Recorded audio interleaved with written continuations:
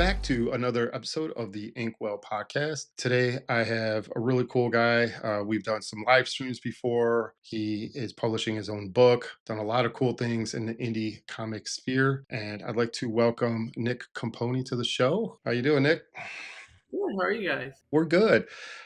So yeah, I mean, we've done, like I mentioned, we've done some live streams together. You do your own book, I do my own book. You did a variant cover for my book. I did some pinup artwork for you. So yeah, I mean, it's we've kind of quickly got to be pretty good friends here, I would say. And let's just get right into the questions. I like to kind of introduce you and then let the fans and let the people out there know who you are and kind of background things like that. So we'll dive right in here. What really inspired you to pursue your own indie comic in the first place? So I've been in the industry for about 9 years, almost a whole decade. To some, it's that's still like the baby steps, that era Yeah. where it's like the toddler years of a Yeah. comic book artist and publisher. But I started, I graduated from the Joe Kubert School, and I always had this mindset that I wanted to work or strive to work for mainstream before I dove into indie. Okay. Um, so a good 7 of those years, I was I broke in as a colorist. So I Okay. was coloring comics for my big break in. I've been coloring still, like, it's 9 years, but I didn't really break into the mainstream on that end until maybe 2 years into my career, and I broke in with Dynamite. So I broke in. I colored some stuff for Betty Page, and that grew into working with Green Hornet and other things. Like, I've technically been working with Dynamite for pushing 6 years, but it was like a sporadic journey with them. And Hmm. in between that, I've been coloring for Archie. Done some stuff with Image. I've done some stuff with IDW, Source Point Press, and then I also colored a lot of indie stuff too. Like, most notably, Sonoma Publishing with Reign of Ages and other books like 47 Furious Tales. And then I'm still one of the main colorists for Mythos Comics Group with Justin Hunt. Hmm. Which I love working on those books. I love working on Ninja Witch.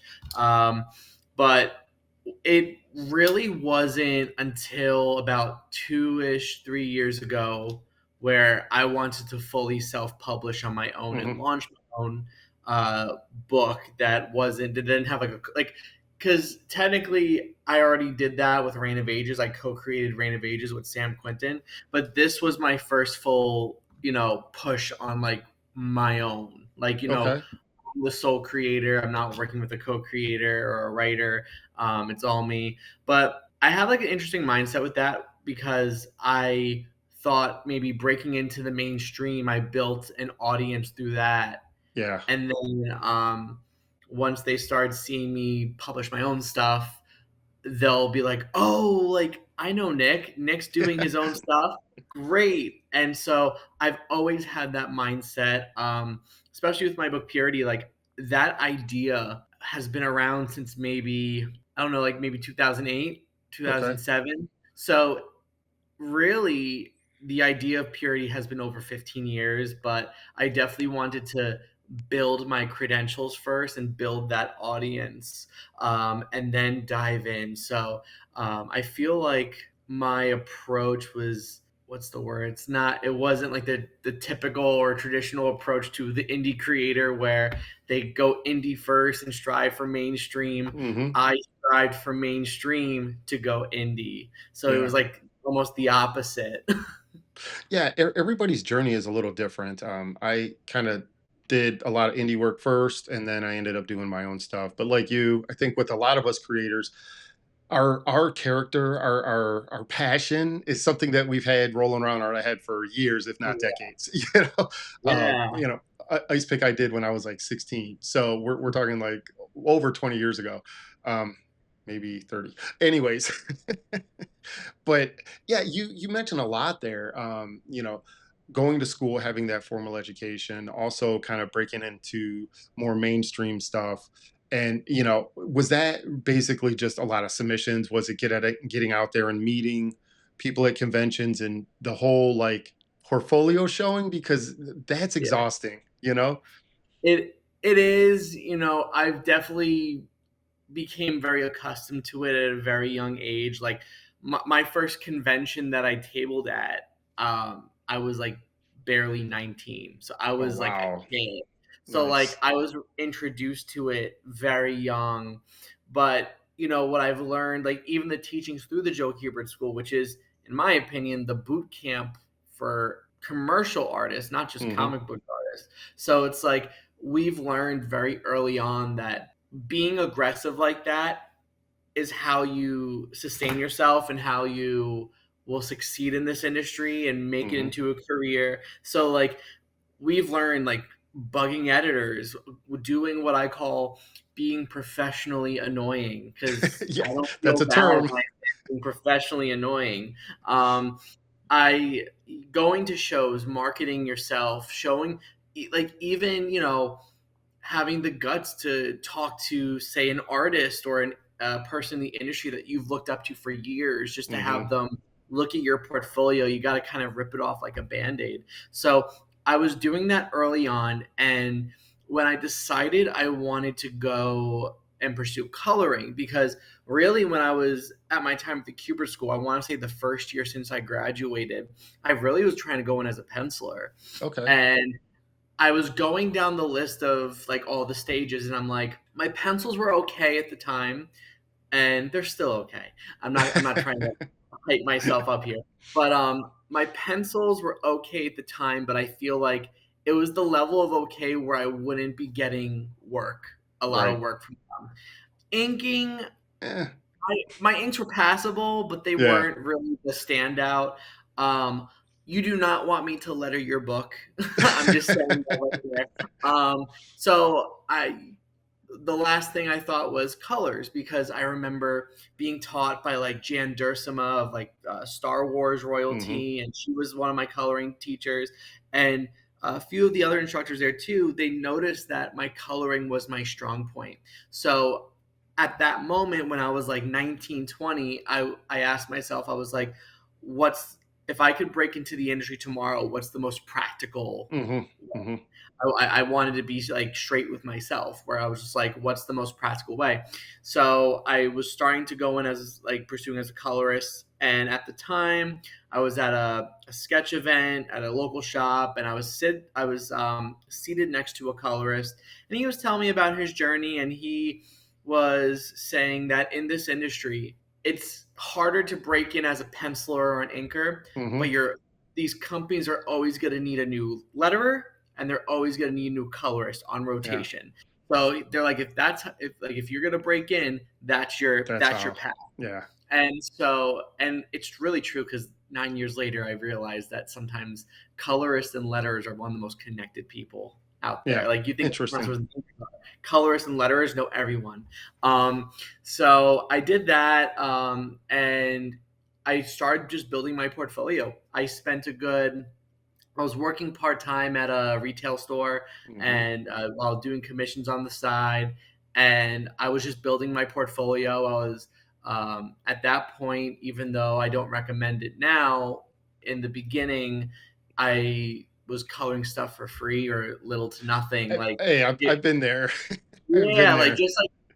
just like for portfolio, I was just telling people like, "Hey, I could really use some pages for my portfolio. Please let me know if I can do like, color your piece." Yeah. And that built some traction. It went from that to people reaching out being like, "Hey, like you did a good job on that. Like I have a print that needs coloring for a Hmm. convention. You want to do that? I'll pay for it." And I built myself up that way.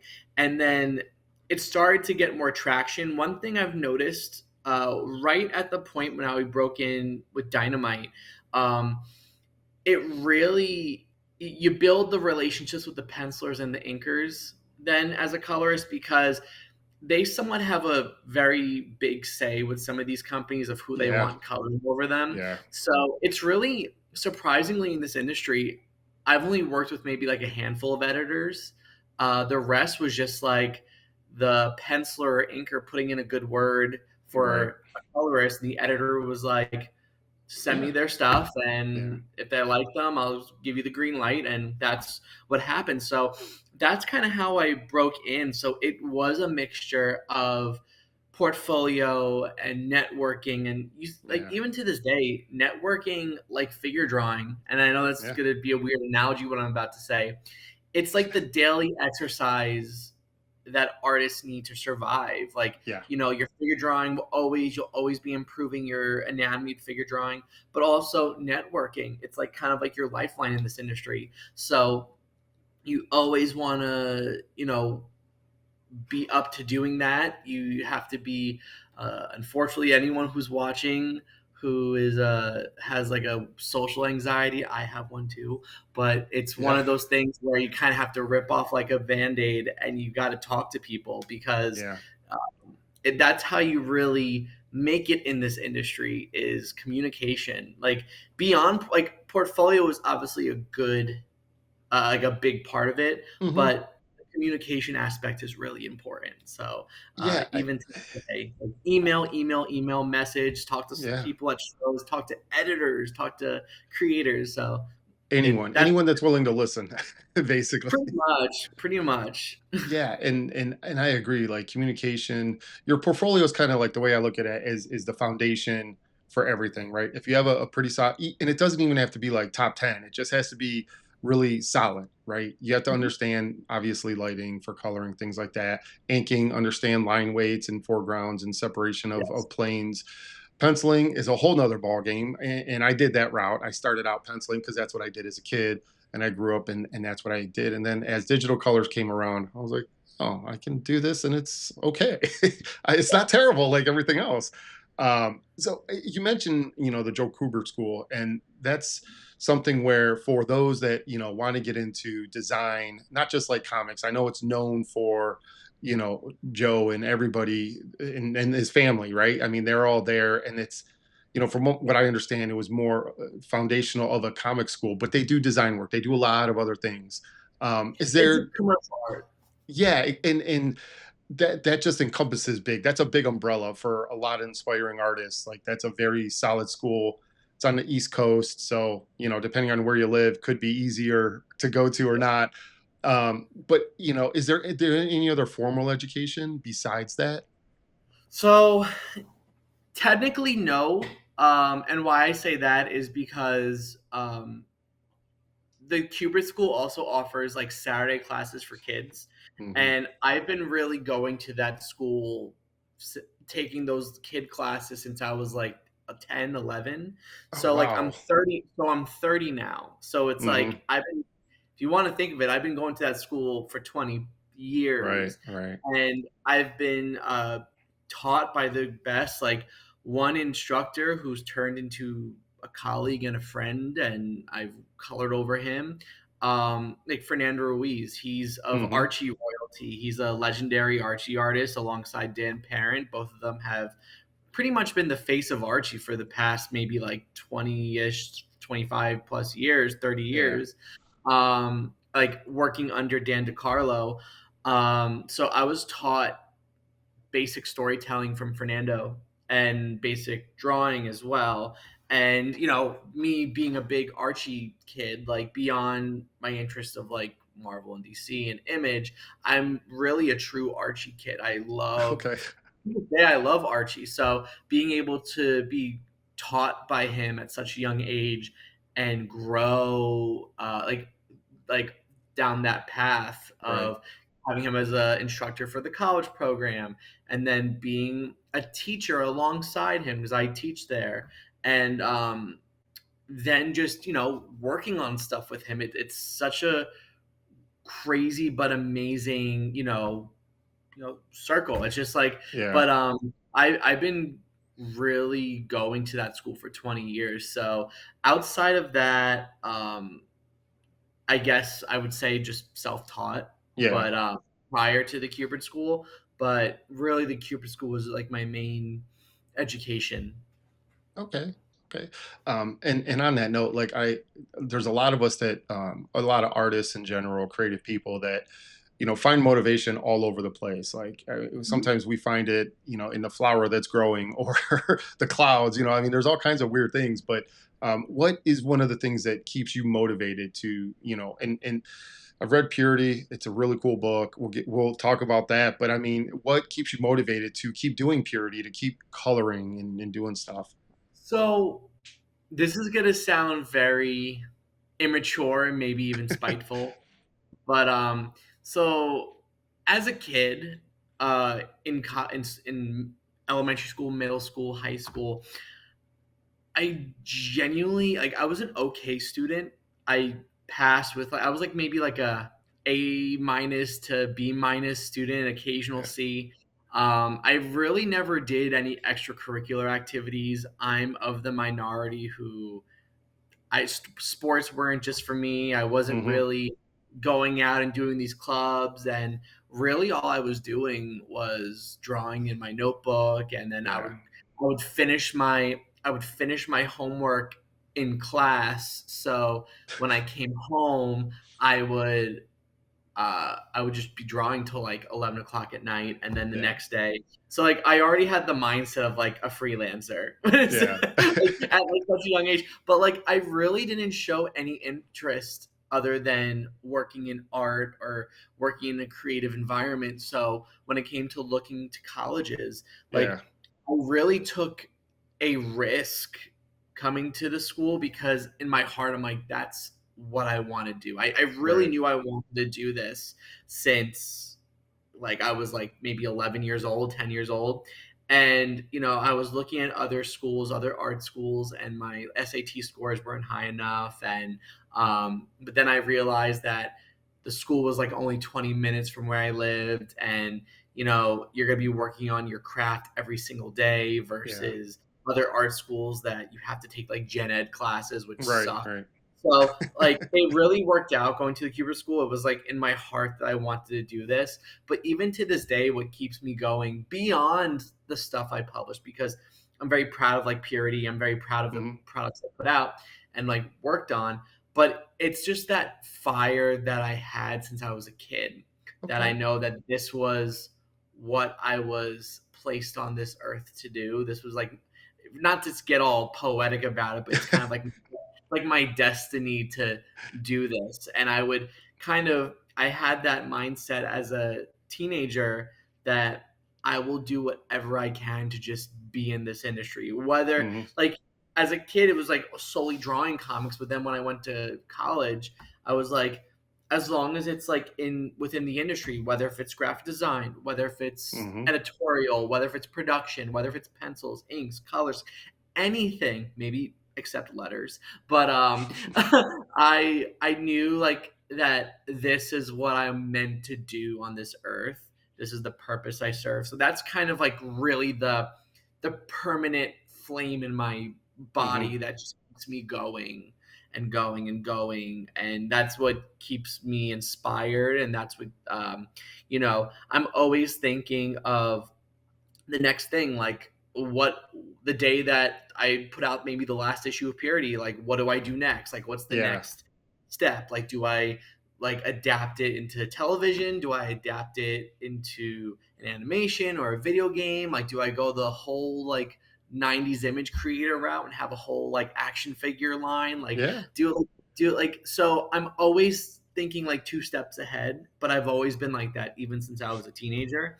But it's definitely that's what keeps me going, is just knowing that that's my purpose on this earth and what I was meant to do. So I do whatever I can just to stay afloat and keep going with it. Yeah.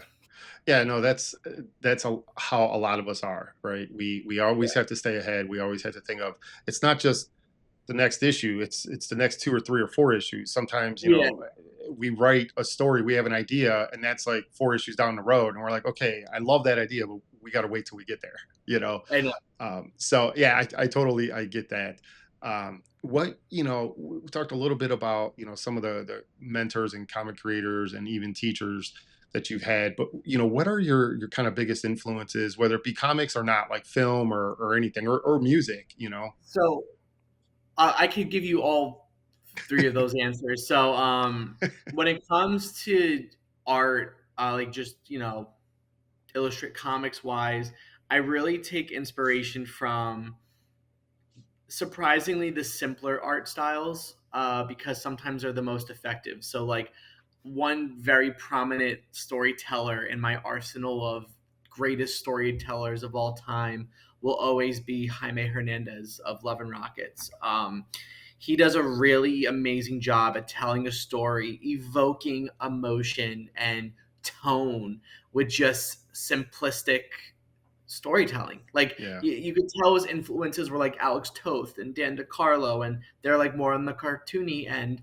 But seeing their storytelling, it shows me that you don't have to draw every little crack on the floor and every little leaf on a bush or Hmm. every strand of hair or um, every texture in like a field or something to evoke an emotion and tell a story. And sometimes I feel that influences the what I call the straightforwardness in my storytelling is Okay. because I follow a lot of those artists.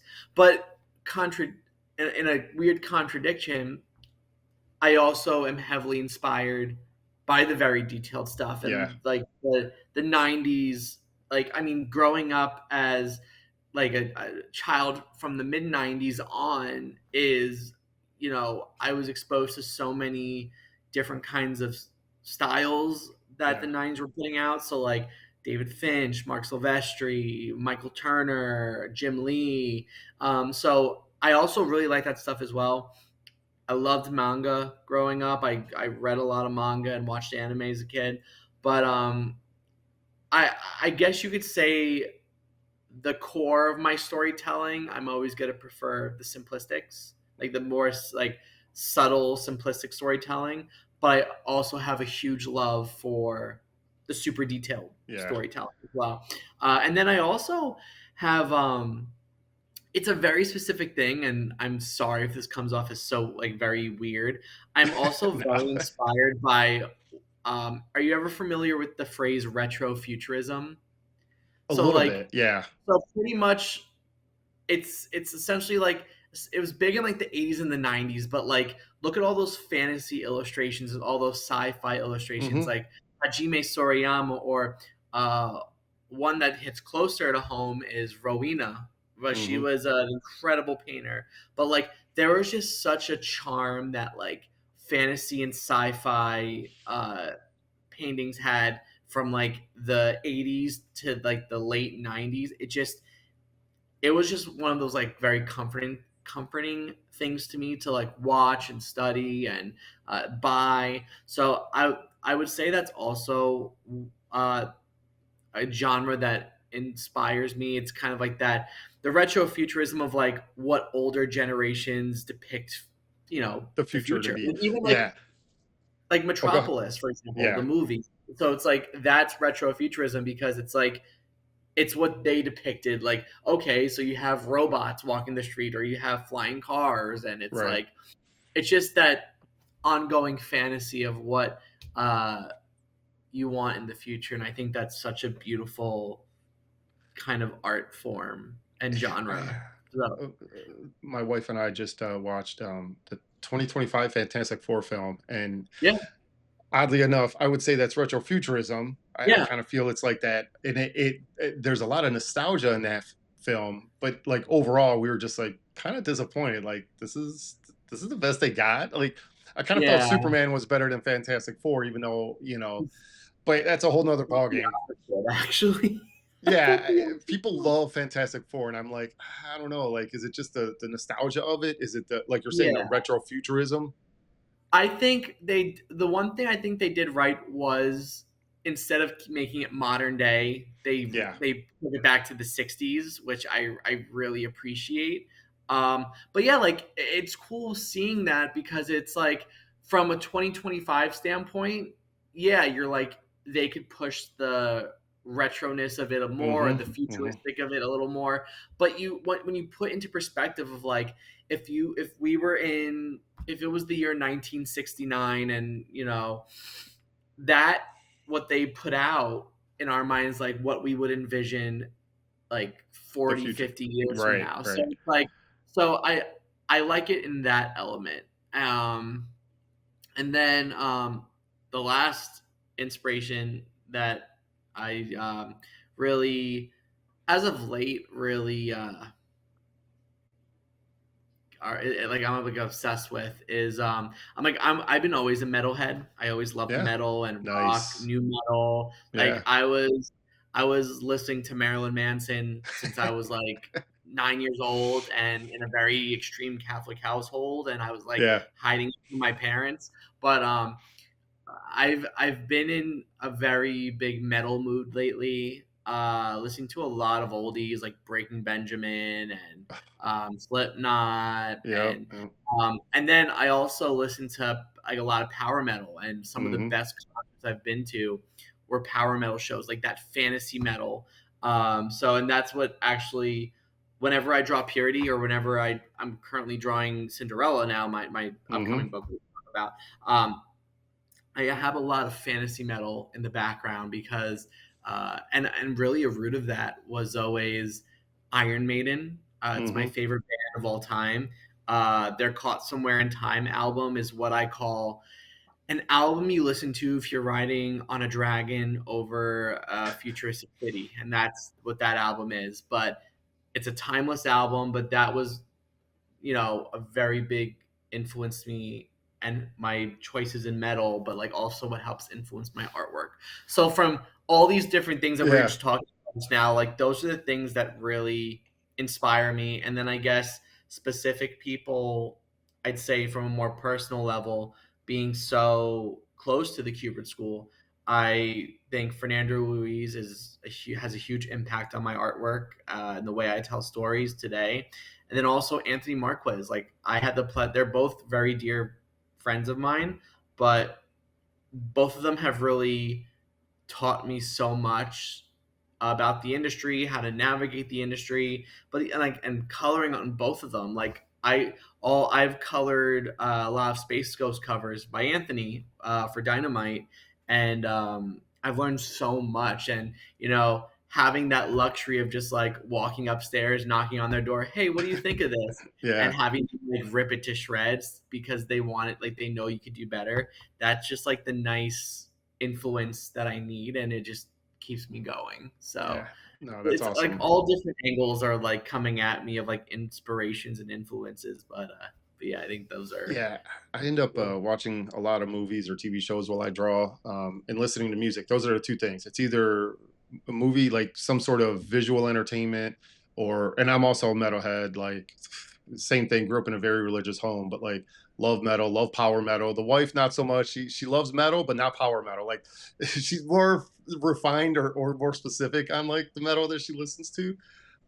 So we just went to Sleep Token, which was an amazing show. Oh, you see, I started getting into Sleep Token because I wasn't aware of them for the past like 4 years until recently. I'm Yeah, like, pretty cool. I could vibe with this.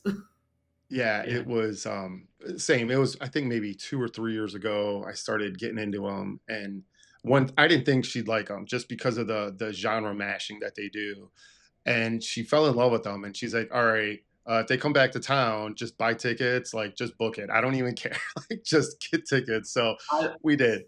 Yeah. So I'm like that with two artists. Like I did one because they perform local was Iron Maiden. I literally Hmm. went to my friends. I was like, even my girlfriend. I was like, I don't care how much these tickets are. Yeah.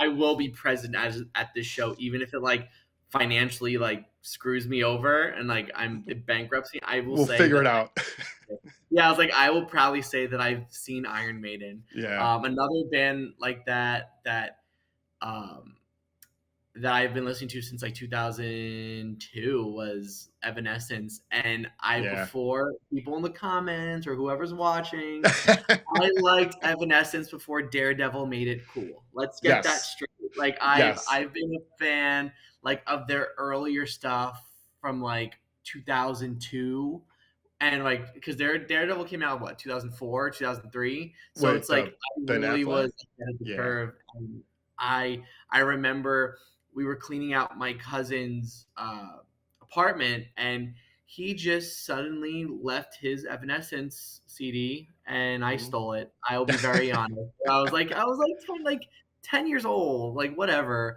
but, like, I stole it, and that album also like, the Fallen album really impacted Yeah, me, um, because 'cause I've never at that moment, I haven't heard of music like that before, but, I've been a diehard Evanescence fan since, and sadly, they just never want to play on the East Coast. It's always either in the Midwest, West Coast, or Europe. yeah, So hopefully, fingers crossed one day. But they'll come back. you best believe the second they ever are like, oh, we're gonna go to New York or Prudential Center, New Jersey, I'm like, I will literally spend a grand Yeah. probably. It was like such a monumental band for me. Yeah, they were I was you were younger. I mean, I'm quite a few years older than you, but I was like a teenage in my 20s actually when mid 90s and all that and then the late 90s when new metal hit. So, yeah, I was definitely like day 1 Evanescence fan.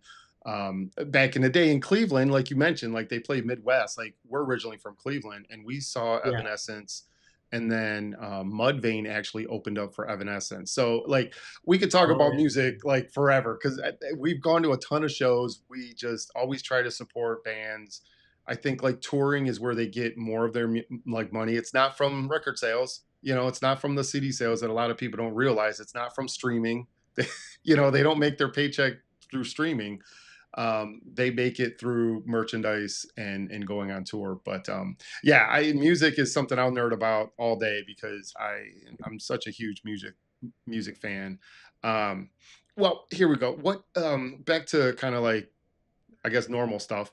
Um, what do you think are your biggest challenges? I know I've talked to a lot of creators, and I can even speak for myself. Like we all kind of fall in line with um, like the financial side of things is a struggle. Finding artists to work with, finding colorists to work with, finding anyone, writers, editors. Yeah. I think a lot of people don't realize how many different people touch a single issue, whether it's a comic book, an individual issue, or a graphic novel. We're talking like it can be a handful, if not a dozen people, possibly. And what do you see are your biggest struggles?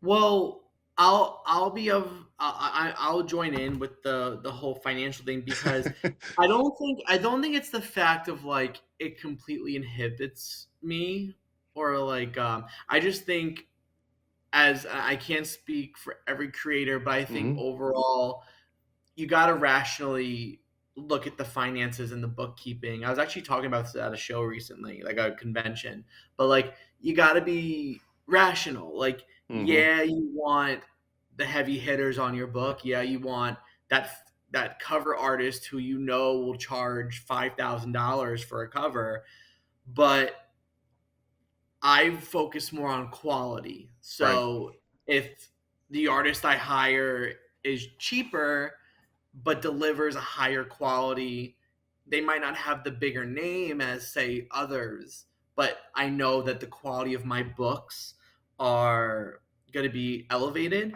I will go with that, or having the experience of working in the mainstream and having the experience of like penciling a book, inking a book, coloring a book. If I could kind of take over one or two stages of that, Yeah. that will help save costs. But Hmm. also, I'm more. I think it's just more. I'm more rational with my pricing and the overall like making the book, looking at printers, seeing what they offer, looking at shipping, when's the right Hmm. time to Hmm. ship, looking at conventions. Like for example, like people don't realize that it's when you publish your own book, like you're your own brand ambassador. You're the one Hmm. promoting your Hmm. company. You're your own bookkeeper. You're like you have to invest to make that money back. But with that said, I think like a struggle is finding certain things that work and realizing that they might not. Like for example, like there some conventions, they're like crazy expensive. People don't want to Yeah. address them. But like, you know, is it you're like on like a weird scale where it's like on one end it's like if you go, it just broadens more eyes on your work. Right. But then on the con is like you're not guaranteed a good or bad show, and that goes Right. for any convention.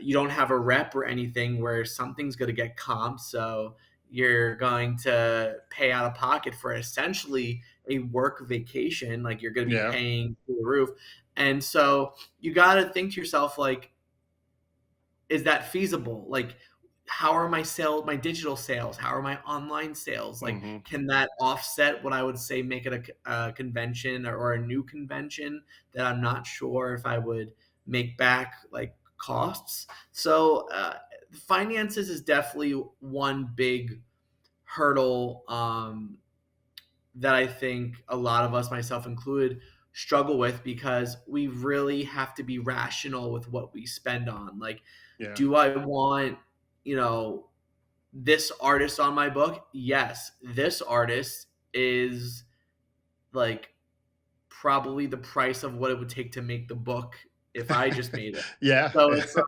like made pencils, inks, and colors. So it's like you gotta really pick and choose. I think it comes with, and this could also be a hurdle, is remaining consistent with Mhm. your Yeah. following and having an online presence. And I think that could take a toll. And I think that's another thing that I struggle with, but I maneuvered it in a way where it's gotten a lot better. But I think for any indie creator, another thing I've noticed is your consistency. Like, cool, like I'm never gonna discredit an artist launching a book, like one book a year. I'm Yeah. never gonna be a dick about it. Such a big accomplishment. But like to some other people, where it's like when it comes to the sake of consistency, you want to make sure that book gets out quick Right. because you can't wait the whole year. You're actually losing money doing that. And if you want to put out, say, an issue 2 and issue 3, maybe launching one book a year might not be feasible because Mhm. you want to keep your audience engaged. So I'd say another challenge is making sure your audience and your following is very engaged. Like Yeah. maybe every few months you launch something, no matter what it is. Like if it's an Yeah. issue 1 and issue 2, or maybe it's like an issue 1 and then you're doing like a issue 1 second printing. You already have the file, so it's quicker to fulfill. You take full profit. But it's like there's so many different ways to remain consistent. I just think, you know, a lot of artists and myself included have sometimes hit roadblocks with that. You're Mm. like, um, and I think what's really helped with that, surprisingly, it was my dad. My dad's a businessman, so Okay. he kind of torched my ass, and he was like, Yeah. "You gotta be putting out quarterly books. The one Yeah. book ain't gonna cut." I'm like, "Okay, thanks, Dad." Old Yeah. school Brooklyn Italian guy, so Yeah. he has a big heart, but sometimes it comes off like aggressive. But he's not wrong. But um, that's why this year we're striving to do quarterly Mhm. because um, that's I think what would help sustain. And maybe by doing that, having the online presence, like I could still sell my books online through the Mhm. Kickstarter and through online stores. And then if I do my local conventions that I've been tabling at for like over a decade at this point, and have a really good relationship with, those could be like my local shows that I do, and I don't have to do 30 shows a year like Right. some people. Right. I'm like, and look, like if people like doing that, more power to them. I'm not judging them, and I get it. I would love to do that, but I'd say I think that's definitely kind of like a struggle that I Yeah. faced in there. Beyond just the finances, is just the consistency. And now in recent times, I've realized that consistency is what keeps creators afloat. Yeah, I struggled with that as well early on, just getting ice pick out. I did it all myself. So you're right. It was like 10, 11 months. And I'm like, you do a show and you better have another book by the time you do that next show in the next year. And at the time I was working a full-time job. So, putting out that many pages, doing pencils, inks, colors, lettering, it Yeah, can be a it's a lot, lot. but It's time consuming. Like people don't realize, like you know, maybe from the experience of working mainstream, where you have to have a book done in like a 2 to 6 week time period. hmm hmm It's a lot of work. Like just yeah, to and sometimes I've heard people say, like, you're putting in all this work for the person just to, like, say if you took maybe, like, 3 hours on a panel, and then the reader's only gonna glance over it and go to the next thing, you're like, "I Right. literally spent 3 hours on that Yeah, panel." yeah, I felt that. Yeah, I've definitely felt that. And you're right. So it's a matter of, it's a balance of the finance side of things, the consistency side of things, and keeping the fans engaged. But if you don't have anything to promote, if there's nothing going on, you're just kind of almost rehashing the old things, and they've seen it, done, been there, done that. They're going to move on to something else, and that kind of Yeah, goes into the next thing here is, you know, how do you manage like the promotions of things? I know a lot of people will say it's important to have an email list. It's important to control that email list because those are the fans that want to see more stuff from you, right? So yeah, sending out regular emails, letting them know what's new and what's upcoming, even if it's just like a small thing, right? It's something that you can give them to help them stay engaged, to let them know, hey, you haven't quit. Social media is a big thing as well, but it's kind of tough sometimes. I think there's a lot of yeah, suppression on social media where we want to promote things, but somehow they don't want us to promote things and be social. So, yeah. how do you manage that? So, I'm in the process of creating a mailing list. I was talking to my distributor about this, and he actually made a very good point where mailing lists, I think, are tricky for everyone because technically it can't hurt to have one. That's Hmm. like the basis. It's never a bad thing to have a mailing list. The likelihood, like the numbers of people that maybe either glance over that email or put it into spam, or you Hmm. never know. But like, can it bring in people? Yes. That's why I always say it can't hurt. But there are other ways. Like, if you want like a kind of like a faux mailing list, what I like to do, and obviously since you too have like multiple campaigns that you had in the Hmm. past, make updates in those, and Okay. that Yeah. kind of serves as like a mailing list because Yeah. those hit their emails, and you're hitting all the followers from each campaign, and Yeah. in hopes to bring them, and it's worked. I've seen like even like my following numbers go up at like on pre-launch pages, like Hmm. that helped a lot. So I do that. Like I said, I'm in the process of doing the mailing list. When it comes to social media, I like to post my art at least 3 or 4 days out of the week. Okay. Even if it's like a sketch, even if it's like uh, just like a full penciled inked and colored page, or even just promoting my Kickstarter. Like I do it on Facebook, Instagram, X, or Twitter, whatever you want to call Hmm. it. But I try and do at least anywhere from like 3 to 4 times out of the week. Like they'll see something. What Hmm. really for in recent times, what kind of forced me to do that was I on Instagram I do like a fan art poll every week now. Okay. So I'll be like, which character would you like me to draw? And I'll just like name drop like semi popular or mainstream Right. characters. And when the vote goes in, I do a quick Procreate sketch of it, no more than like an hour, hour and a half. And like I post that and it brings in more people. So I'll do that. And I think too, like focusing and studying the algorithm. I read Hmm. somewhere that um, peak times to post are 9 a.m., Hmm. noon, and Hmm. I think like 5 or 6 p.m. around there. Some people say that Fridays are typically the best day to post. Some people I've read say that Tuesdays are really the best Hmm. days to post. Hmm. So I've been trying to find all different things. One of the best things that's happened on Instagram was the collaboration feature, Yeah. because what I do is whenever I post something Sky Maiden Studios related, I either would invite myself to be a collaborator, or I'll invite my Sky Main page to be a collaborator. So that way both of my following followers are seeing, and Hmm. maybe someone on my regular art page would be like, "Oh, I didn't know Nick had a publishing company. Let's follow that Hmm. publishing company now." Yeah. So it's kind of like cross promoting myself. Yeah. So I do that. We're in the process of making a website, Okay. so we're doing that for Sky Main real soon. And then I recently got advised to go to Drive Through Comics. Mhm. It's like Mhm. a online store. It's kind of Yep. like a Comixology. It's like predates Yeah. Comixology, I think. Mhm. So I put issue 1 of Purity on there. Oh, Um, nice. I I've been on there for a while. They have a really cool royalty system. I actually, when I co-created Reign of Ages, me and the writer created the royalty system for our book through Drive Through Comics. So Okay. that's really cool. But I was suggesting doing that.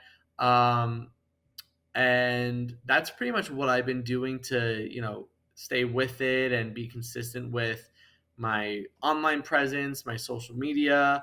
One golden rule I will never do. You'll never see me do this. My art page is my art page. My publishing page is my publishing page. Mhm. I Mhm. also have a personal page for myself, and but my professional pages, I don't address like politics. I don't Yeah. get into Yeah. fights with people. I don't get into weird political arguments with people. It's solely for my page Yeah. and my art and my books, and I keep it that way. I don't allow others to kind of, because it's like I think that's also what helps with my algorithm is that posting at the right time, like, you know, even the right day, if really, Mhm. like, if Yeah. something major in the world happened, maybe don't post like your Kickstarter the day or Yeah. launch your Kickstarter the day it Yeah. happens.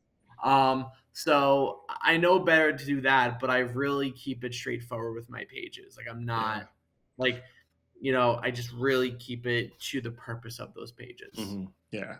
Well, let's jump into Purity here. I know you have a pre-launch up, Yeah. and we have Purity number 4, and Mhm. I've read all the other issues. Walk us through what number 4 is about. So number 4 is possibly my favorite issue that I've drawn. Mhm. It's very action packed. It's this character arc has kind of reached like a big climax. Um, so the first issue, like issues 1 through 3, focus on Purity's escape and realizing why she was enslaved in the underworld, and Mhm. once she escaped the underworld, she's on the hunt for her sister, and not knowing that she's also being hunted by bounty hunters that Satan sent out. So issue 2 was kind of like an investigated investigation episode. Issue episode. I make them very episodic almost. Yeah. Yeah. But issue 2 was like the investigation. Issue 3 added more story to like other Mhm. characters around Purity, and then it ended with the cliffhanger of she bumps into the bounty hunters. So issue 4 is the fight scenes, the big Oh, nice. fight scene. And when I tell you, a lot of readers aren't gonna like you're gonna be pretty surprised in this issue because there's violence. I Mhm. mean, for anyone watching that's new to Purity, it's definitely a book geared for 18 plus. It's a little um spicy. it's spicy, but it's violent. I don't Yeah. hold back.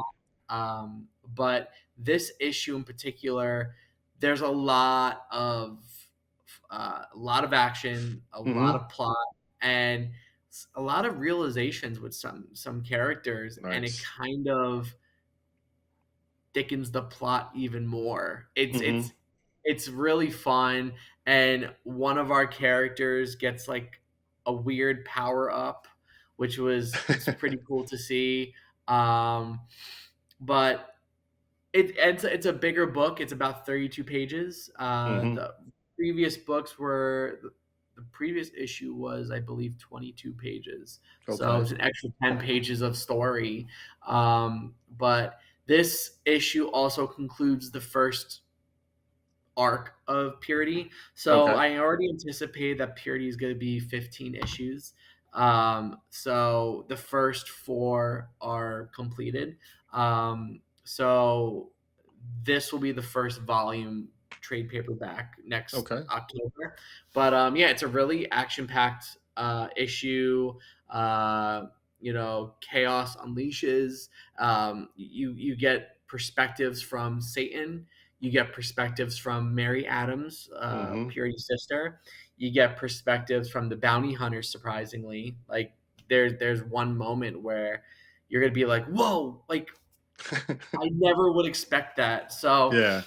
you're gonna there's a lot of fun surprise, and then at the very end, at, like, the last couple of pages, there's a special someone we're gonna be introduced to. Okay. So you're also getting a new character, unveiling at the end of the book. So a lot's happening in this issue, but it's a lot of fun.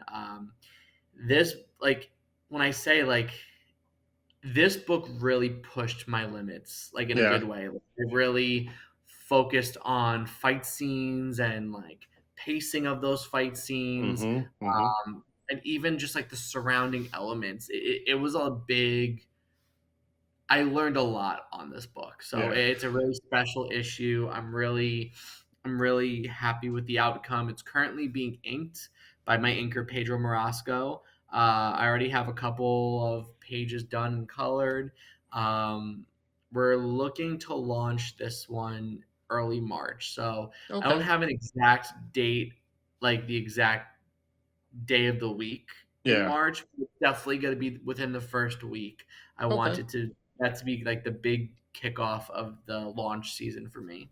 Well, yeah, then we'll have you back on when this launches, or sooner. I mean, this is an open podcast. Yeah, I'll talk to the same person absolutely. like 5 times. I don't care. Like, Yeah, I enjoy absolutely. talking to creative people. Yeah, yeah, Yeah, and this is issue 3, and it's just it's a fun story for me. Like it does. I from what I read, it deals on darker themes. It's a little bit. It's got like hell in it. It's got, I think, witches, if I'm not mistaken. yeah, Takes place in Salem. So you have this dark aesthetic, and my books have that as well. And I'm a huge fan of that. Like the whole, not I mean, I like the goth scene. I don't dress as goth, but I that scene is kind of interesting. And this got funded. Part 3 was funded, and it's one of those things where, again, really, really cool art. Make sure you end up saving Purity 4, because you're going to want to definitely check out that issue. Are you going to have like catch up tiers? I know that's a big thing oh, once we start. absolutely. Yeah, I yeah. So my first two, like, and I think when I was newer at launching my own Kickstarters, the first two issues, I was still learning and Mm-hmm. finding Mm-hmm. the like, roughing out all those kinks, and I didn't include add-on features. So many people were Okay. asking me like, will the previous issue covers be an add-on, or will Yeah. the previous, like, can I get an add-on of of the same cover? Mm-hmm. And in my mind, I was like, no, why would they do that? And then issue three, I did it, and it made a huge difference. And even in like Yeah. the recent Courtney Rose cover editions Yeah. for issue one, yeah, that's one of my favorite covers. That cover sold out, by Yeah. the way. That Like, I don't have any more of that cover, and so Super Witchblade sexy. homage cover. Thank you. But yeah, like I've in time, so 3, 4, and like the issue 1 cover, I had add-ons available, so Mm-hmm. it's a huge pro, and like I've learned that it's definitely a good option. So yes, there will be catch-up tiers available, both digital and traditional, and you could pick up Mm-hmm. any cover for all 3 issues. Yeah, that's a nice one by Todd as well. Thank Yeah, you. it definitely matters. Like when I did my Ice Pick books, again, first few Kickstarters were just kind of like, get the book out there. Let's gain some support and followers and those types of things. And once kind of Annabelle hit, I was doing variant covers. Courtney was one of the artists. She did one for Luke as well. But it's just those things where I started getting messages, people like, "Hey, can I get this cover? Like, I want this one, but I also want this one as an add-on." And Yeah. once I started getting the hang of that, I mean, we're, Yeah. we're still kind of amateur in the beginning. We only know what we know. And if you don't ever Exactly. do a Kickstarter, you're like, how do I do this? And it can be a lot of work. But at the end of the day, like, you're giving fans kind of what they want, right? And that's part of engagement. And that also allows them to kind of get what they want, but then they're going to be more willing to come back because they know, like, hey, I can get what I'm looking for, right? Not just one issue or one specific cover. I know for me, when I was a kid going to the comic shop, I was that kind of nerd buying all the variant covers. You know, Michael Turner did a ton, rest in peace, but he did a ton of variant covers. And my wife and I are huge Michael Turner fans. We were trying to get every single cover that we liked by him. And yeah, so I totally get the variant cover thing. It, it was big in the 90s. It kind of faded out, but it's still pretty big, I think, on Kickstarter. I think for comic books in the main kind of brick and mortar shops, variants aren't as big, but you know, Kickstarters for sure. There's a lot of variant You covers. so, usually with, like, my local shops, I just stick with, like, the main cover Hmm. um or I'll look at the numbers on my campaign and see, like, which cover sold the most. Hmm. Obviously, local shops don't want not safe for work covers, so I exclude those, but, like, for example, my local shop, I mixed it with my cover, which is Hmm. the main cover, and then Courtney was a big seller, so I Yeah. incorporate some of Courtney's covers with, and then my shop loved it, and we're sold out of issue 3 at my local shop. I have to bring more in Nice. tomorrow, actually, but, it, it really depends on what the shop wants, so I kind of look at that perspective too, where it's Yeah. like, as much as I love, the idea of not safe for work covers, I know that they won't sell at shops. And Yeah. frankly, I don't think they really sell at conventions either. Because a lot of the No. conventions are like family conventions. So it's like Yeah. they don't want, like, I feel like the only time I feel not safe for work covers will sell outside of Kickstarter or a digital market is if you go to like Sworn Fest or if you go Hmm. to Hmm. like a show that maybe is not kid friendly and Right. can cater to an audience who likes not safe for work covers. But a lot of conventions don't. And like Yeah. I've seen conventions that literally will have in writing like this is a family show. Like do Yes. not sell not safe for work stuff Yeah, here. it's definitely. I mean, I'm glad that a lot of conventions are now getting on the. I don't want to say a bandwagon, but they're getting on board with like no AI artwork. Which, as an Thank artist, God. I mean, it's AI has a place, I guess, for certain case uses. I think there's a lot of backlash as when Photoshop, let's just say, for instance, that came out, and we were like, "Oh no, we can do all these wonderful things in Photoshop." And I think there was a Yeah. lot of pushback in the beginning because you could unregulated like Photoshop could be used for nefarious things. AI artwork is that nefarious thing. If you're creating AI artwork, I think as a tool, maybe it can be helpful if the artists are compensated, if there's regulation between like when you, like I know Adobe stock is trying it all the wrong things sometimes Adobe does, but I think when you sign up for stock or to photography for them, like there's disclaimers. If you use their cloud services, like you can opt out of it, but they say like, hey, we will use your art to train and you get royalties and you have to sign on for that. So I think like there's some headway being made, but it's questionable right now. But it's the Yeah. same thing with not safe for work artwork, right? Yeah. It has its place. I've done those type of covers as well. I just did a convention Saturday, and I actually had a QR code. I made a PDF of like all the spicy covers, and I was like, you know, Annabelle had spicy covers. If you're interested, you can scan the QR code. And I actually had one customer kind of like going through the PDF, and he's like, okay, do you have any of these? So within the right setting, within the right place, Yeah. it can work. Yeah, like I agree like with like the not safe for work stuff. It's like look, at the end of the day, and I do this with all my campaigns. Like I like to play by the rules. So like Hmm. I Hmm. disclaim everywhere that Yeah. my book is not intended for audiences Yeah. under the age of 18. But at the end of the day, if you want to buy your kid a not safe for work cover or a purity that's like not intended and your kid gets Yeah. nightmares from it, well, all I could say is I'm not your kid's parent, first and Yeah. foremost. Second of You were all, warned. you were warned numerous times that this book is Yeah. not intended for kids. So at the end of the day, it's like I don't feel bad about it because I'm like it was completely The on parent. you. Yeah. Yeah. So it's Eh, like, eh, but I agree. Like with not safe for work, it you're seeing more of it, and I think people like, but they also don't like the idea that a lot of not safe for work Kickstarters sell like crazy. Yeah, I But think there's some bitterness there. there's bitterness, but at the end, it's like a it's gonna sound weird what I'm about to say, but it's been kind of like a century long, Yeah. thing where Yep. it's like sex sells. S Sometimes just Always. people want sexy covers. They want the sexy characters, and they want maybe a topless cover with that character. It's like, Yeah. okay, like as a commercial artist and also as a publisher, there's passion in it. You follow your dream, but there's also the element of you got to also give what the fans want. If they To a want Yeah. it to a degree, like if they Yeah. expect your book, like you have a sexy character and they want to see beyond that, like if they really want not safe for work cover, it might be in your best interest to dabble with it. I mean, obviously within reason, like don't go fully X-rated on the Yeah. cover if you're not Right. comfortable with that. But like, you know, I actually have that golden rule too. But what's really helpful for that, and I don't know if you do this with your campaigns, but backer surveys are very good for that because Yes.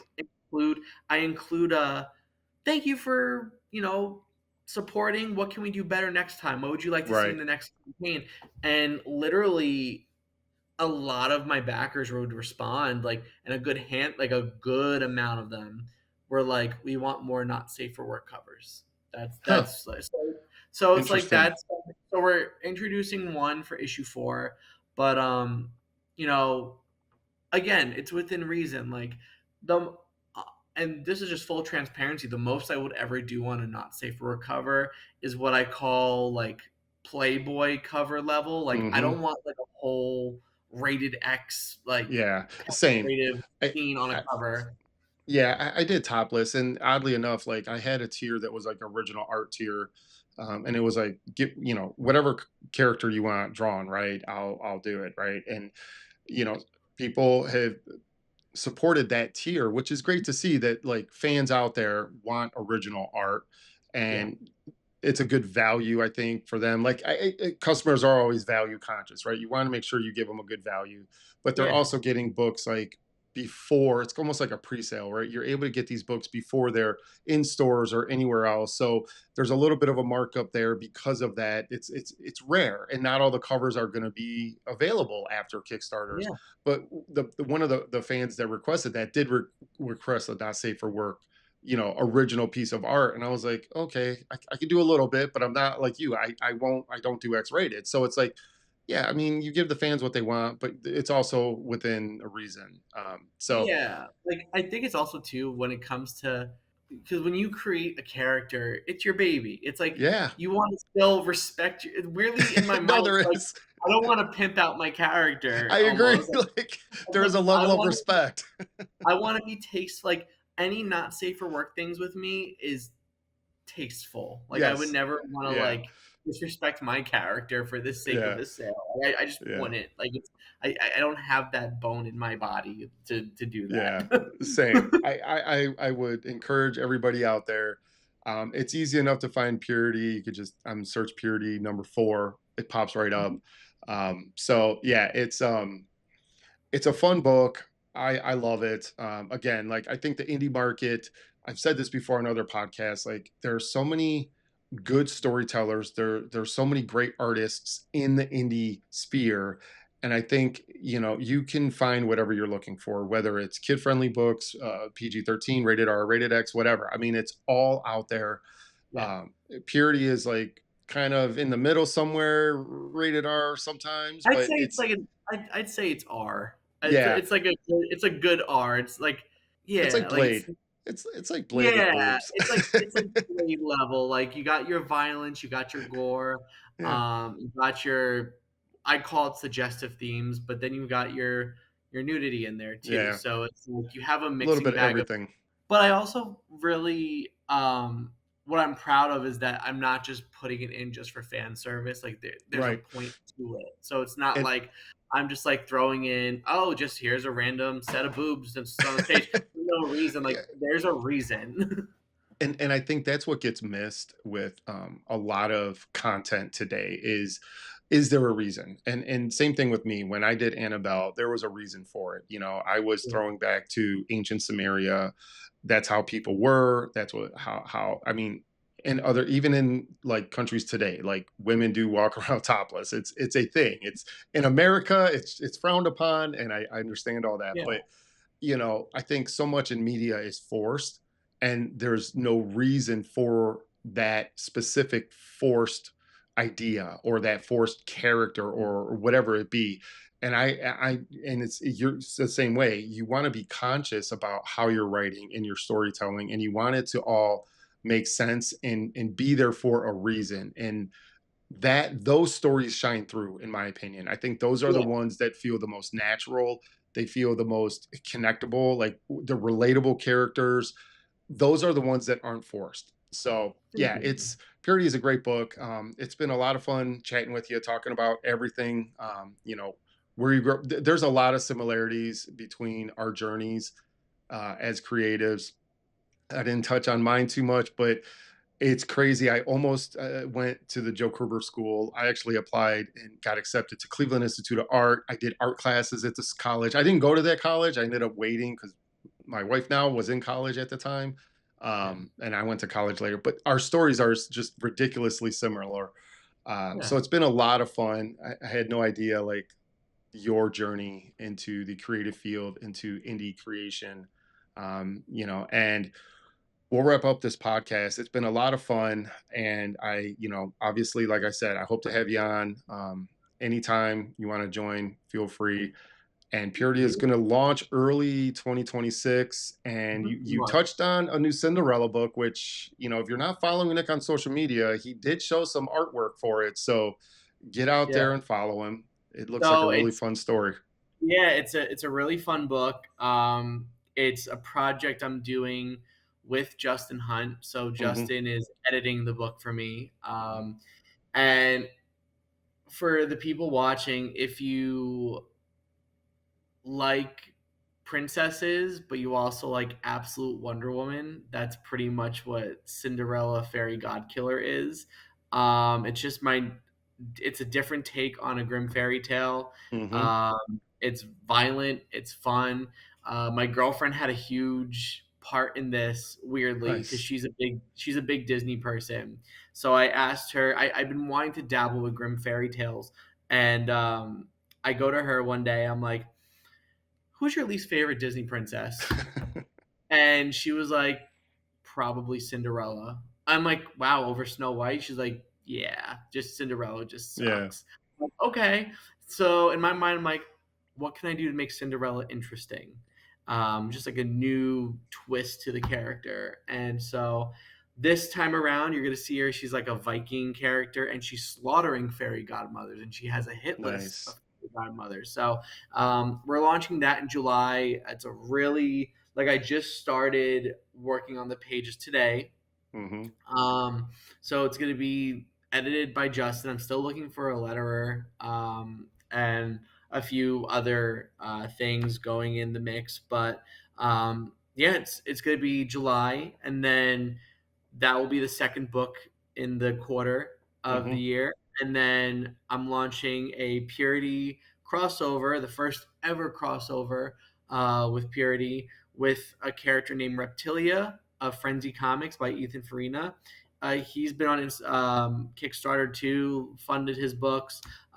Think of Reptilia as like, think of Tomb Raider, but a time traveler and lots of dinosaurs. So think of that with Purity. It's a lot of fun. I've seen Nice. some people so far.